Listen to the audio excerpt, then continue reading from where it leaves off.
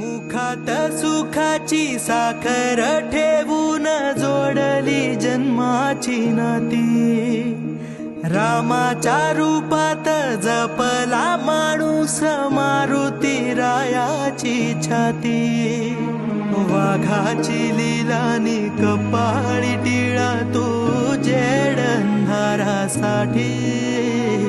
भनक भीतीची नवती भवती आभाळ रे माझ्या पाठी, देऊन किनारा मनाच्या होडीचा सारंग हरवला.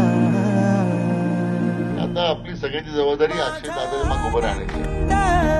आनंद एकच धास्ती, मला माझ्या लोकांमध्ये मी जाऊ शकत नाही, जोपर्यंत जात नाही तोपर्यंत मी नीट होणार.